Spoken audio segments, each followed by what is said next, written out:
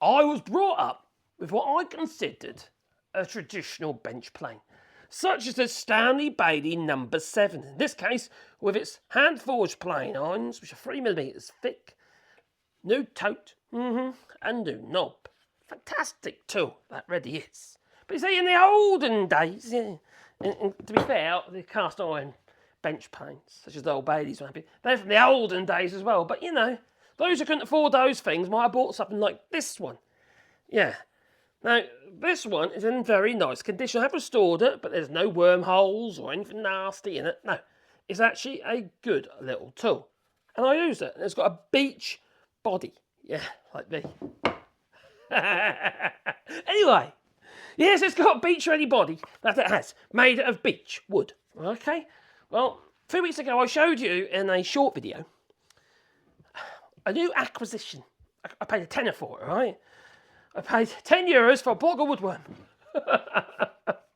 As you can see.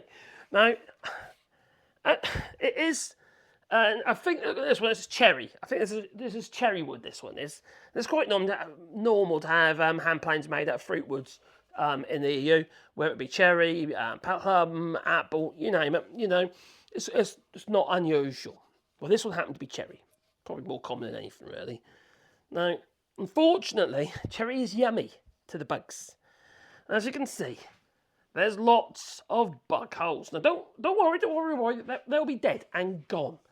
Now, I put it in the freezer for two days, checked it over, what have you. Then I put it in for another 2 weeks. I'm pretty sure if there was anything in it, which I don't think there was anyway, because there was no sign of dust, well, I think they'd be frozen to death. Okay? At the very least, they got pneumonia.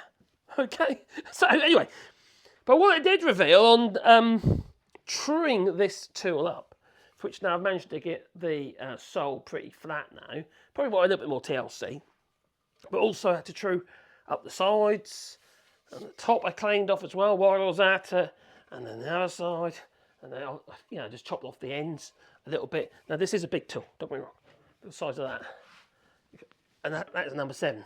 It's bigger than an 8, so it's a whopper, okay? So I was thinking to myself, well, I just use the old plain irons and stuff and just make a new one, because I want to use this, you see. I would like to use this one. I don't really want to make another plane. I might do another, it might do later, I don't know, so I'll see. So I think, what can I do about all these flipping wormholes? Alright? Originally, I was just going to get a load of cocktail sticks, because that's what I've done in the past, and chuck them into like a porcupine, alright? But no, it's past that. Cocktail sticks are not going to do it, because I had to take the surface off, I've got all the little tram lines, or like little furrows where the larvae had a bit of a munch, you know? So, I'm wondering whether or not I could fill it all over with a resin. Probably Cascamite powdered resin wood glue, such as this one here, because I use this as a filler as well if I need to, because it dries hard, you see. You can sand it really easy, you can polish it up.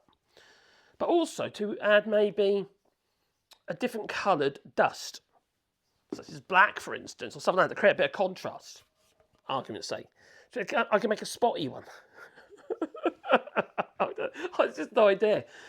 What I'm asking is here, actually, I'm asking your suggestions. What the hell, other than put it on the fire, what the hell can I do with that level of worm, other than literally petrifying it with resin? That's the only thing I can think of. It's got to take a bit of work, 2 or 3 coats of resin, and then obviously truing up a little bit more, and then lots of sanding and polishing and stuff like that, and clean up all the edges and that I want to. Yeah, I might take the arises off, I might change shape a little bit, I might make it a bit more comfortable, because at the moment you've just got a tote. Look at the size of that. How are you supposed to lift that off? Your hands would just slip off it, wouldn't it? So, you know, generally I suppose you have fingers there when you're truing a board up, but that's not ideal. You really need some form of knob or something on there. And some wooden hand planes, they do have like a tote on the front as well. So I might do that, but use this as my base. Or I might have to make a new one and just use the plain iron, which also needs a lot of work because the chip breaker is longer than the plain iron, which is wrong. And as you can see, anyway, it's been mushroomed over and what have you. So you got any ideas what I can do with it? Because it's It's annoying me. Yeah. What do you reckon?